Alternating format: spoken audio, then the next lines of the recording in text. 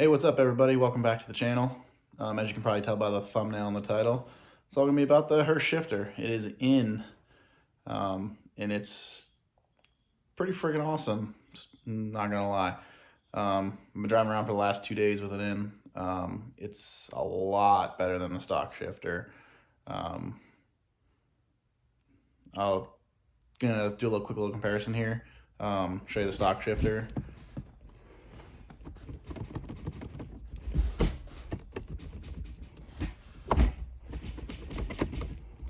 And now I'll show you the Hurst shifter.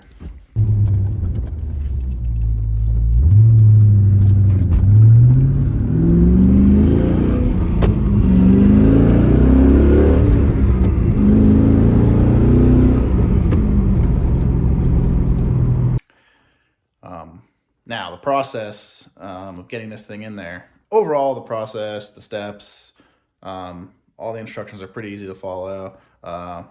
Thanks to Brian, I'll put his name in the link in the description here.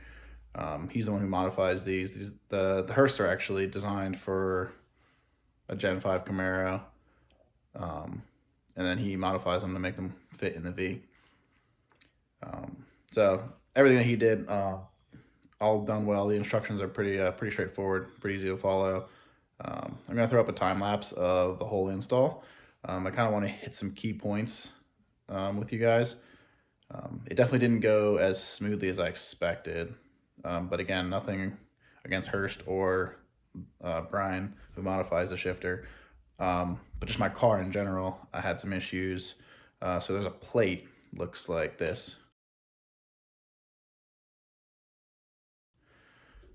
And mine was broken when I went to take it out of the car. It wasn't completely destroyed. 2 out of 3 edges were cracked. The third edge was kind of still holding it in place. But when I actually removed it out of the car, it, for the most part, broke it the rest of the way. And you'll see that as you run through the time lapse, and I'll stop and hit some key points here and there. And then I have the video. I pulled it out, I set it aside, I JB welded it back together, clamped it, let it sit overnight, and then it actually felt pretty strong. I put the whole thing back together, and then I left for Cars and Coffee on Saturday to head up there. And by the time I got about 2 miles from my house and I went to get on the highway, as soon as I slapped it from third to fourth, it actually cracked 100%, completely broken out.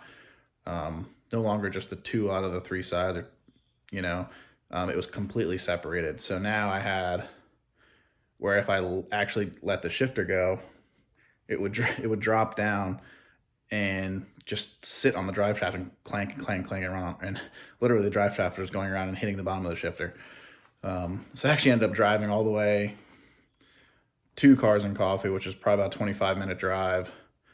Actually just holding the shifter by the stainless steel Hurst shaft with the ball on top of my hand, and my forearm resting on the center console to hold it up in the air, and actually just kind of shift it back and forth like that. So I wasn't able to do any hard driving on it at that point. So that was Saturday. I actually looked online to try to find this plate, and nowhere to be found can I even find this plate anywhere to be purchased new or even secondhand or aftermarket. I did a couple hours of research and I couldn't find anything. I hopped on the Gen 1 CTS-v forum on Facebook, and there's a guy that just actually totaled his Gen 1 V, and was gracious enough to sell me the piece that is broken on my car. So that actually shipped today, and that should be here later this week. In the meantime, I still want to drive the car. I didn't buy the car for it to sit here in the garage, so I came up with another solution in the meantime, and I'll pop a little picture up here quick. And that is just a piece of stainless steel sheet metal. It's about 90 thousandths thick or so. I just cut it to bridge the gap where it was broken and put some through holes through it and ran the bolts back down through it. That's actually what's in the car right now. It's installed. I've been driving it for 2 days like that. Works perfectly fine, actually. Everything seems solid, and I was able to really get a good feel for how the Hurst works in the car. So that's about it on that front. It's in, it's working. I will have to just pop that plate out and put the new one in when it gets here in a few days. I probably won't make any content with that. It's just going to be a couple minutes getting that in and out. Other than that, that project is done. I did order, I mentioned in the last upload, a rear brace. I got an update from the guy that's making it today that a lot of the parts are, two of the parts, I guess, on the ends didn't come back from the vendor on Friday. They're not coming back till sometime this week, so that's actually delayed. I got a message from him today saying that's going to be delayed, so that's going to be a little bit longer before that content comes out. I also figured out through reading through what I actually purchased, it's not the brace that I expected. The one originally that I thought I had purchased was the one that ties into the subframe, holds the trailing arms, and then also holds the actual diff itself. Turns out that actually nobody makes those anymore. You can't get them. The guy that did make them stopped making them in 2014. So the people I did order from, I ordered from Peasant Designs. Theirs is specifically just for the trailing arms. They have two versions of it. One just sits on the outside, attaches to the subframe, or where the trailing arm connects in the cradle, and that keeps the wheel hop down. And then the second version, which is the version that I ordered, which is the same thing, but then a little one step further, it actually takes and connects both sides of the car together. So you have that brace that's holding the trailing arm to the subframe, and then it goes across the car to the other side. So that's actually what I'm getting. So I think I'm gonna have to end up ordering the hook brace, I guess they call it, or the J brace, the one that goes around the diff. It just adds support. So I think I'm probably gonna place an order for one of those as well. And then that'll be in an upcoming video. I also need to do the pinion seal on the front of the diff. It's actually got a slow leak. It doesn't drip or anything, but you can see moisture, you can see oil does come through at some point. I'm not sure how frequently. I haven't gone in and topped it off yet, and there's also, like, it doesn't sit and puddle or anything like that. So I'm going to end up doing that probably in an upcoming video as well. Otherwise, on the car front, that's about it for now. Do have a set of long tubes sitting here for an LS motor, but I'm 99% sure that they don't fit this car. I just happened to get them from my neighbor. He doesn't even own an LS. I'm not really sure where he got them from, but he didn't need them. Send them over to me. However, I don't think those are going to fit this car. I am probably going to do headers at some point, but I have to figure out some sort of cat situation because this is a daily driven car, and it needs to pass inspection. So right now the only cats are in the downpipes, which if you go to long tubes, they disappear. So there's a midsection right after the headers where there would normally be a second set of cats. I think I'm gonna probably go with a set of high flows for there. That's all to be determined. So that's it for now. This should be a fairly short upload, just a quick little update. Thanks for watching. If you're first time here, please like and subscribe. Thank you.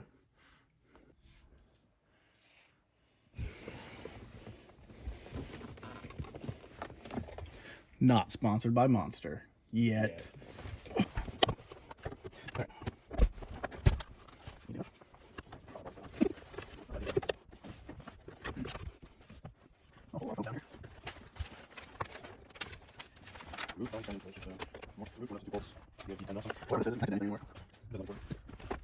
Yeah, yeah, there's a ratchet there. And there's deep chrome socket in that door? Yeah, there's everything else. No, don't rack.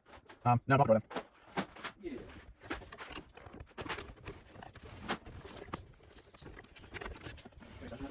I've got one below it.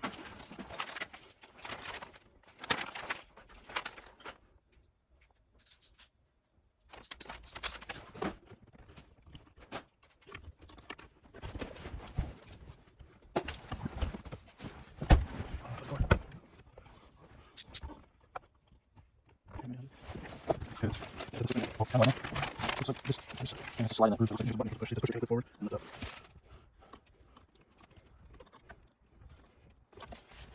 Oh, come on. Is that it?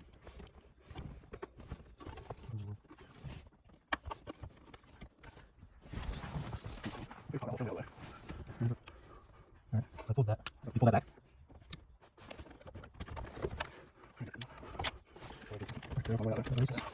Yeah, there's a socket. What are the trays?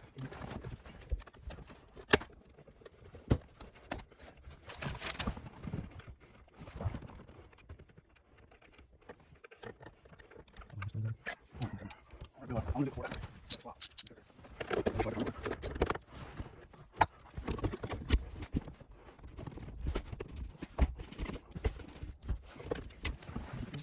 It's not too hard to make it spark.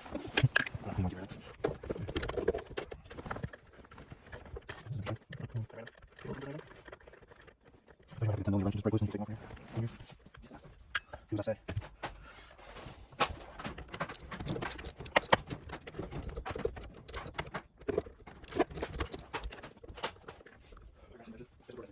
Wrong one?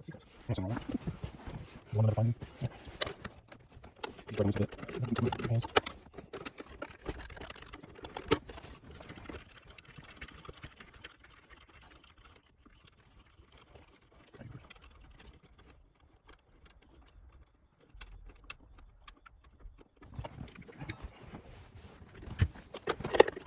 Ready? Okay, sure, yeah. Let's go with this.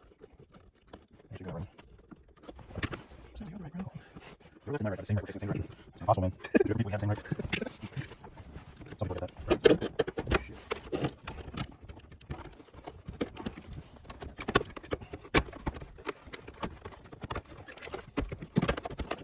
Just make it easy. Alright, so something to keep an eye out for. This piece coming in and out. It's pretty hard to get in and out.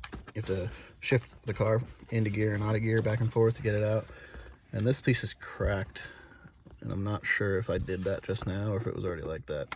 I didn't pull on it very hard. So if I broke it, it was very fragile.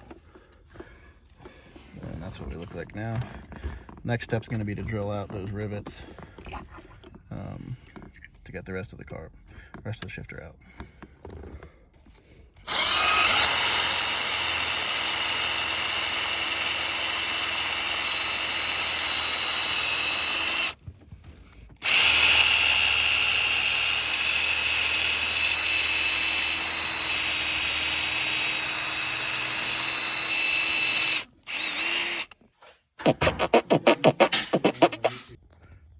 So after drilling forever, we finally got those rivets out. And Matt's gonna go into the car and loosen, what are you loosening? There's a bolt that goes straight through here under the bottom of the shifter. The bolt. He's loosening the bolt.